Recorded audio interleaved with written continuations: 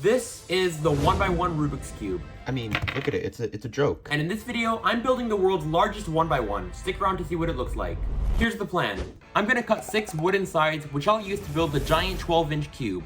Once that's done, I'll paint the cube black and sticker it with sheets of paper. Then I'll put this cube up against a normal 1x1 in a series of tests to see which one is better. But first, I'm gonna have to go to Home Depot and get the wood I'm gonna use.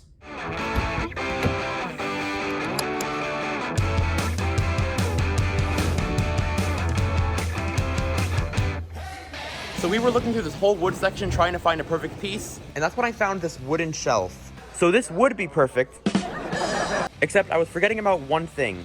It'd be pretty hard to cut the wood on our own. I was wandering the aisle, wondering what to do, and just as all hope seemed lost, I came across this.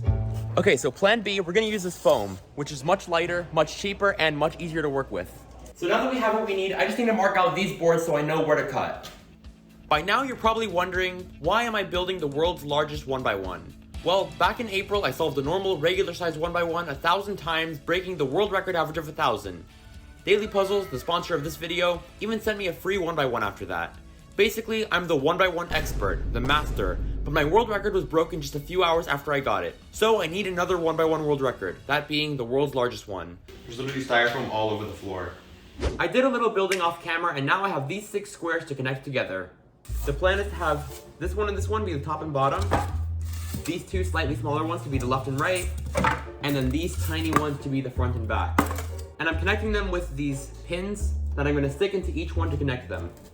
I thought this step was going to be really easy, but it actually ended up taking a long time, and stuff went wrong. There we go, it's just coming together. Oh no, this is coming apart. Okay, this part just fell out. Okay, I'm gonna do what I should have done from the beginning and take off this huge piece here and reattach it later. If you want a 1x1 but don't want to go through the trouble I'm going through for this video, then you can buy one for just $3 on dailypuzzles.com.au. These are super cheap already, but if you want to save even more money, then use my code TEBOE to get 5% off. Now to put the final piece back on.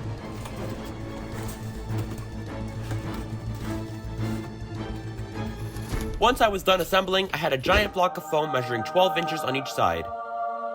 The one problem we have is that these pins are kind of sharp and can act as a safety hazard, and that this piece over here is kind of flimsy, so we're using duct tape to reinforce it.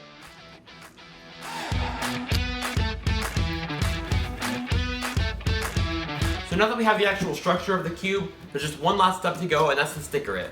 So I bought this giant colored paper to sticker it, and the original plan was to use this adhesive spray to stick it on there, but I did a test run, and it works really, really well. It just eats away at the foam. Look at that, yeah, it's just eating at it. So I had to come up with a new plan. So the new plan is to tape it. In hindsight, I should never have taped the edges of the box before putting the stickers, because these pieces of paper are already 1 foot by 1 foot, meaning I could have just placed it on and taped over that. So now I have to put the sticker on and then tape over it again. So I'm almost done stickering it, and I ran into a problem. These pieces of paper move around pretty freely, and I don't want that to happen, so we're starting from scratch. This time I cut the paper to make each one smaller. So now with these new sheets of paper, hopefully it'll work better. And here we have the world's largest 1x1. It's finished, all stickered and everything. And now to put it to the test. How does it compare to a normal 1x1? There's 3 categories in this epic contest: durability, coolness, and speed. Whichever cube wins 2 out of 3 categories is declared the winner. The first test, durability. So you probably noticed something different about me. That's right, I'm outside, and I'm here to test this cube's durability.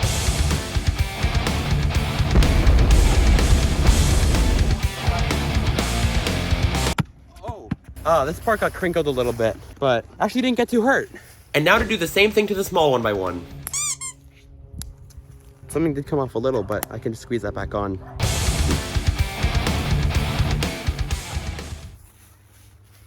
I don't know where it is. Yep, I lost the 1x1 in this huge field of grass, but I had to find it in order to do the other 2 tests. Alright, this might have been a bad idea.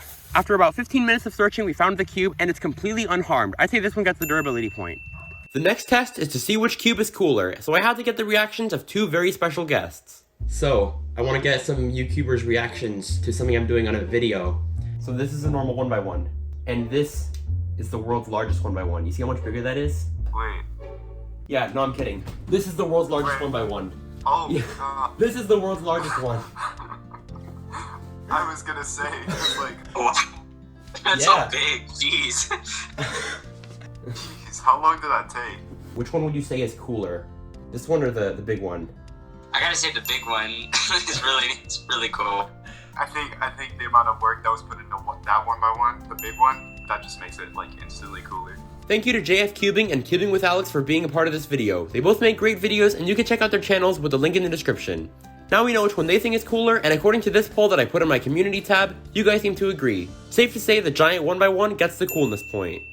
And now for the final test, speed. I'm gonna solve this cube and this cube 100 times each and see which one I get better times on. And how do you solve a 1x1, you might ask? Well, like that. I did that 100 times in each cube, and while I'm doing that, I want to remind you that I'm in a race to 5,000 subscribers with Cubing for You, and I actually just passed them in subscribers. So if you're enjoying this video, make sure to subscribe because at 5,000 subscribers, I'm solving 5,000 Rubik's Cubes. So my average was 0.23 seconds. Let's see how the big cube compares. This is going to be much harder. It all comes down to this. If this average of 100 is lower than 0.23, then the world's largest 1x1 wins the entire contest. And that was 100 solves in the world's largest 1x1. And my average was 0.17, meaning this cube is officially the winner. Goodbye, tiny cube. Anyways, if you like this video, make sure to subscribe and share with your friends. Okay, bye.